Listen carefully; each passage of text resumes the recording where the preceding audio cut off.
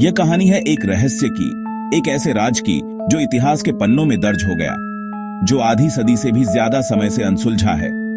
एक ऐसा रहस्य जो आज भी लोगों को सोचने पर मजबूर कर देता है और जिसके जवाब की तलाश जारी है। 24 नवंबर 1971 पोर्टलैंड एयरपोर्ट पर भीड़ में एक शांत साधारण दिखने वाला आदमी था। उस दिन उस एयरपोर्ट पर कई लोग अपनी अपनी मंजिलों की ओर जाने के लिए मौजूद थे, लेकिन किसी को भी अंदाजा नहीं था कि उनमें से एक शख्स इतिहास बदलने वाला है। काले सूट, सफेद शर्ट, पतली काली टाई में उसने अपना नाम बताया, डैन कूपर। एक ऐसा नाम जो आने वाले दिनों में पूरी दुनिया में छा जाने वाला था। उसने नॉर्थवेस्ट ओरिएंट एयरलाइंस की फ्लाइट 305 का टिकट लिया, जो सिएटल जा रही थी। एक सामान्य सी दिखने वाली फ्लाइट जो इतिहास के सबसे बड़े अनसुलझे रहस्यों में से एक बनने वाली थी। विमान ने उड़ान भरी, सब कुछ सामान्य था। यात्रियों को क्या पता था कि यह उड़ान उनकी जिंदगी का सबसे यादगार सफर बनने वाली है। कूपर ने ड्रिंक ऑन ऑर्डर की, सिगरेट जलाई और खिड़की से बाहर अंधेरे में देखता रहा।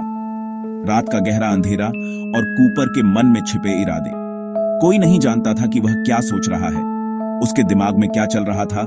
यह एक रहस्य ही था। अचानक कूपर ने एयर होस्टेस फ्लोरेंस शैफनर को बुलाया और एक लिफाफा दिया, एक साधारण सा लिफाफा जिसके अंदर एक खतरनाक संदेश छुपा हुआ था। उसने धीरे से कहा, मिस, बेहतर होगा कि आप वह नोट अभी पढ़ें, मेरे पास एक बम है। फ्लोरेंस के चेहरे से मुस्कान गायब हो गई। एक पल में ही फ्लाइट का माहौल बदल गया। हंसी खुशी का माहौल डर और तनाव में बदल गया। नोट में लिखा था, उसके ब्रीफकेस में बम है और उसकी मांगे पूरी की जाएं। फ्लोरेंस ने बम देखने की हिम्मत की। कूपर ने ब्रीफकेस खोला। अंदर लाल छड़ें, तारें, बैटरी। यह कोई मजाक नहीं था। अब यह सिर्फ एक उड़ान नहीं, बल्कि एक हाईजैक का खेल बन चुका था। एक ऐसा खेल जिसके नियम कूपर ने तय किए थे। कॉकपिट में सन्नाटा छा गया। एक अजीब सी शांति थी जो आने वाले तूफान का संकेत दे रही थी। पायलट की निगाहें स्थिर थीं, लेकिन मन में आशंकाओं का बवंडर उठ रहा था। कूपर की मांगे साफ थीं। उसने बिना किसी लाग लपेट के अपनी शर्तों को सामने रखा। उसकी आवाज में एक दृढ़ता थी जो किसी भी तरह की बहस या समझौते की गुंजाइश को खत्म कर रही थी। $2 लाख, वो भी $20 के अनमार्क्ड बिलों में, ताकि उन्हें आसानी से ट्रैक न किया जा सके। यह एक सोचा समझा कदम था जो कूपर की योजना की गहराई को दर्शाता था।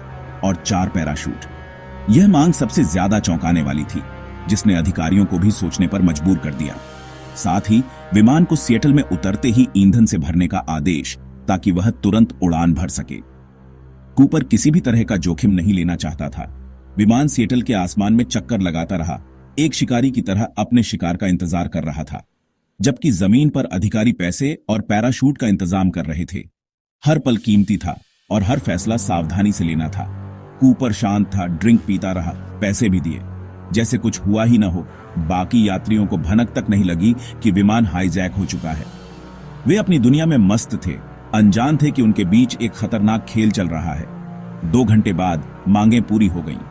विमान रनवे के सुनसान हिस्से में उतरा, एक ऐसी जगह जहां कोई देख न सके, कोई सुन न सके। कूपर ने पैसे और पैराशूट की जांच की, यह सुनिश्चित करने के लिए कि उसे धोखा तो नहीं दिया जा रहा। फिर सभी यात्रियों और 2 क्रू को छोड़ दिया। राहत की सांस। अब असली खेल शुरू होने वाला था। अब कूपर अपने प्लान को अंजाम देने के लिए तैयार था। अब विमान में सिर्फ कूपर, पायलट, को पायलट, एक फ्लाइट इंजीनियर और एक एयर होस्टेस थे। वे सब कूपर के अगले कदम का इंतजार कर रहे थे। कूपर ने पायलट को मेक्सिको सिटी के लिए एक खास रास्ते से उड़ान भरने का आदेश दिया। उसने हर छोटी से छोटी बात का ध्यान रखा था। 10,000 फीट से नीचे, धीमी रफ्तार, लैंडिंग गियर नीचे। यह एक ऐसी उड़ान थी जिसका अंत कोई नहीं जानता। एक रहस्यमय यात्रा जो इतिहास के पन्नों में दर्ज हो गई। विमान ने सिएटल से उड़ान भरी। रात गहरी थी। कूपर ने बाकी क्रू को कॉकपिट में भेजा और खुद पीछे अकेला रह गया, $2 लाख और 4 पैराशूट के साथ। सब सोच रहे थे, अब क्या होगा। पायलट निर्देशों का पालन कर रहा था। अचानक कॉकपिट में चेतावनी बत्ती जली। एयरस्टेयर खुल गया था। पायलट ने इंटरकॉम पर पूछा, कोई मदद चाहिए? जवाब में सिर्फ खामोशी थी। कुछ देर बाद विमान के पिछले हिस्से में हल्का झटका महसूस हुआ, जैसे कोई चीज अलग हुई हो। लेकिन बाहर अंधेरा और तूफान था। विमान रेनों में उतरा। पुलिस और FBI ने घेर लिया। अंदर गए तो कूपर गायब था। उसके साथ पैसे और 2 पैराशूट भी। पीछे रह गई उसकी काली टाई क्लिप और 8 सिगरेट के बट।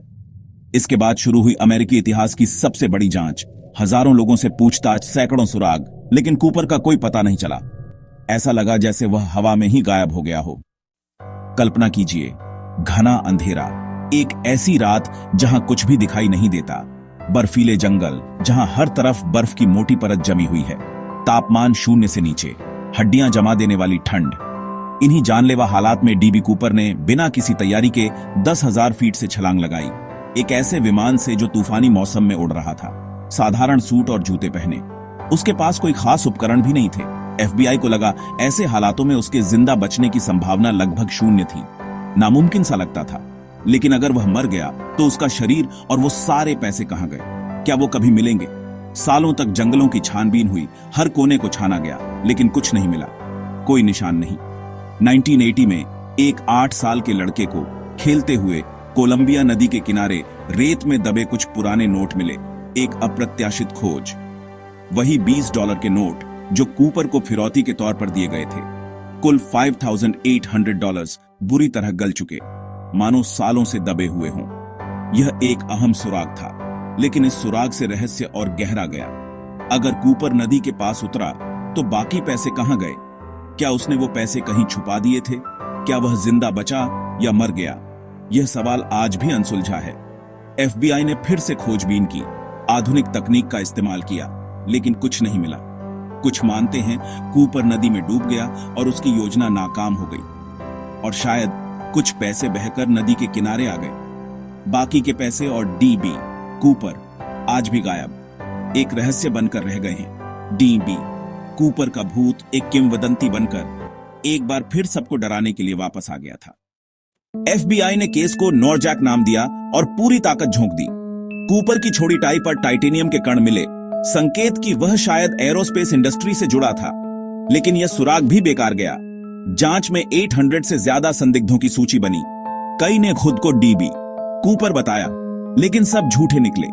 एक संदिग्ध था रिचर्ड मैकॉय जूनियर। उसने भी ऐसा ही हाईजैक किया, लेकिन फर्क थे। समय बीतता गया, सुराग खत्म होते गए। दशकों तक केस फाइलें धूल खाती रहीं। हर कुछ साल में कोई नई थ्योरी आती, लेकिन असली चेहरा सामने नहीं आया। कुछ मानते थे कूपर पूर्व सैनिक था, कुछ कहते आम आदमी। हर कोई अपनी अपनी थ्योरी गढ़ता रहा। 2016 में 45 साल बाद एफबीआई ने केस बंद कर दिया। अब वे तभी जांच करेंगे जब कोई ठोस सबूत मिले। एक युग का अंत था, लेकिन आम लोगों और शौकिया जासूसों के लिए यह रहस्य आज भी जिंदा है।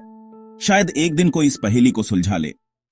डीबी कूपर के पीछे छोड़े गए सुराग आज भी लोगों को आकर्षित करते हैं। सबसे अहम वह काली टाई जिस पर टाइटेनियम, स्टील और दुर्लभ पौधे के कण मिले। शायद वह किसी फैक्ट्री या एरोस्पेस इंडस्ट्री में काम करता था।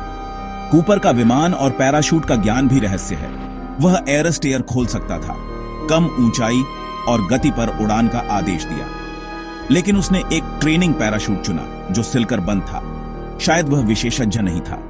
कोलंबिया नदी के किनारे मिले नोट, सबसे बड़ा सुराग। लेकिन सिर्फ $5,800 ही क्यों? क्या बैग फट गया या कूपर ने जानबूझकर पैसे छोड़े? एयर होस्टेस के अनुसार कूपर एक शांत, साधारण दिखने वाला आदमी था। उसने कोई निशान नहीं छोड़ा, सिर्फ 8 सिगरेट के बट पीछे छूटे। वह एक ऐसा भूत था जो आया, अपना काम किया और हमेशा के लिए गायब हो गया। पीछे रह गई कुछ यादें, कुछ सुराग और अनगिनत सवाल। डीबी कूपर की कहानी आज भी लोगों को आकर्षित करती है। एक आम आदमी जिसने सिस्टम को चुनौती दी और गायब हो गया। वह एंटी हीरो बन गया जिसके बारे में फिल्में, किताबें, गाने बने। इस केस ने हवाई सुरक्षा को बदल दिया। मेटल डिटेक्टर, कूपर वेन जैसे उपकरण आए। एक आदमी की हरकत ने पूरी दुनिया की हवाई यात्रा को बदल दिया। लेकिन असली सवाल, कूपर का क्या हुआ? क्या वह मर गया या बच निकला? क्या उसने कभी उन पैसों का इस्तेमाल किया? जवाब शायद कभी नहीं मिलेगा। कुछ मानते हैं वह आज भी जिंदा है, कुछ कहते उसका राज उसके साथ दफन हो गया। हर टुकड़ा एक नया सवाल खड़ा करता है। ये कहानी याद दिलाती है दुनिया में ऐसे रहस्य हैं जिन्हें विज्ञान भी नहीं सुलझा सकता जब तक सच सामने नहीं आता। डीबी कूपर का नाम लोक कथाओं में अमर रहेगा। क्या हम कभी जान पाएंगे कि वह कौन था? शायद हां, शायद नहीं। और यही अनिश्चितता इस कहानी को खास बनाती है।